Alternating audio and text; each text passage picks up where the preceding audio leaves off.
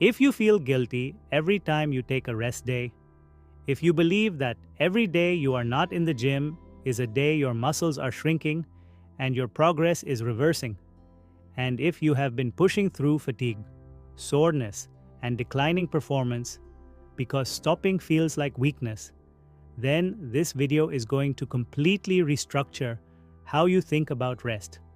Because the guilt you feel on rest days is not a sign of dedication.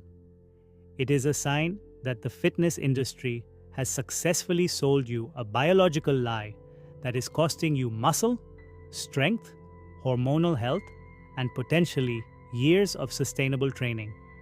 And the truth that the research makes absolutely clear is that rest days are not the absence of progress.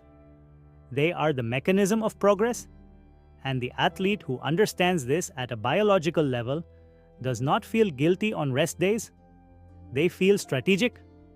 The first thing you need to understand is what is actually happening inside your muscle tissue during the 48 to 72 hours following a training session.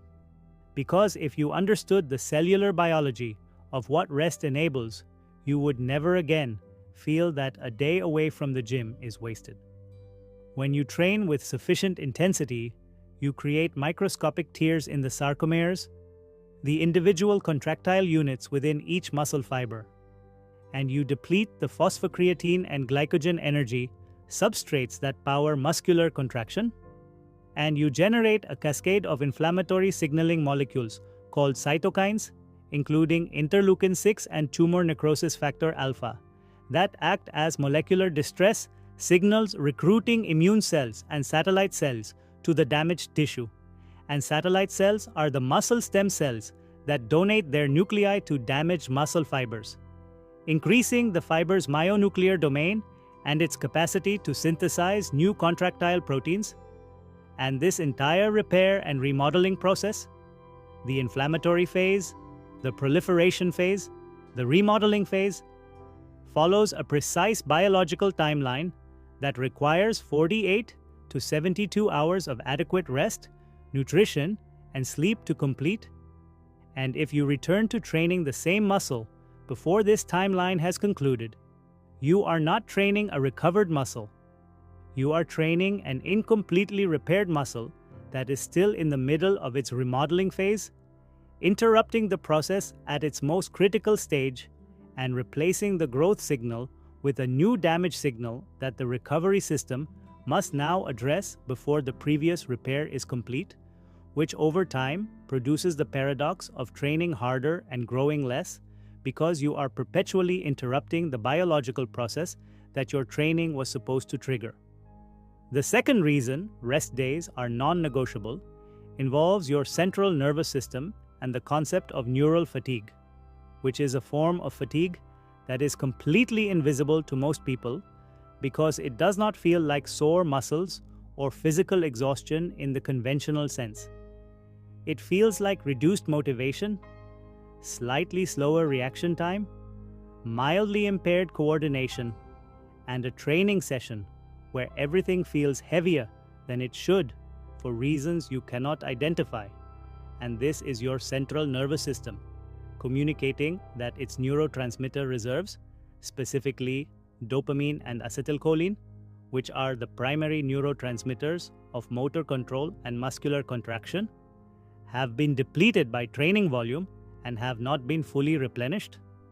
Research on central nervous system recovery from resistance training by Howatson and colleagues shows that high-volume training produces measurable central fatigue that persists for 24 to 48 hours beyond peripheral muscle recovery, meaning your muscles may feel ready to train before your nervous system has recovered the neural drive quality necessary to recruit motor units at the level required for a productive training stimulus. And training through central nervous system fatigue produces sessions where you are physically present in the gym, but neurologically incapable of generating the motor unit recruitment depth that drives hypertrophy, meaning you accumulate more peripheral fatigue from a session that produced less hypertrophic stimulus, the exact opposite of the productive training you intended. The third and most hormonally significant reason rest days matter is their role in maintaining the testosterone to cortisol ratio that determines whether your hormonal environment is anabolic or catabolic on any given day. Cortisol rises in response to training stress and falls during recovery. Testosterone is suppressed by chronic cortisol elevation and restored during rest. And the relationship between these two hormones is not a background variable that influences your results marginally. It is the primary hormonal determinant of whether your body is in a net muscle building or net muscle breakdown state throughout the day. A study by Heikkinen and colleagues on hormonal responses to training found that athletes who trained without adequate rest days showed progressive testosterone suppression and cortisol elevation across consecutive training days, producing a catabolic hormonal shift that was only reversed by rest days that allowed cortisol to clear and testosterone to recover. And the athletes who maintained the highest testosterone to cortisol ratios across the training week, achieved specifically by incorporating scheduled rest days, showed the greatest anabolic adaptation over the study period, confirming that rest days are not interruptions to your hormonal optimization. They are the primary mechanism through which your hormonal optimization occurs. The psychological dimension of rest days connects to a concept in behavioral psychology called the identity threat response. Many dedicated gym goers have built their self-concept so thoroughly around the identity of being someone who trains hard every day that a rest day feels like a violation of who they are rather than a strategic training decision. And this identity fusion with training frequency produces the guilt, restlessness, and compulsive return to the gym through genuine pain and fatigue that characterizes the psychology of overtraining.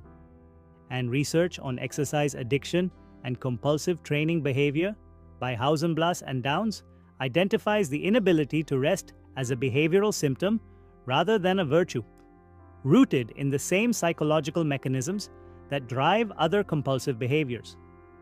The use of the behavior to regulate emotional state, the presence of withdrawal symptoms when the behavior is interrupted, and the continuation of the behavior despite clear physical harm.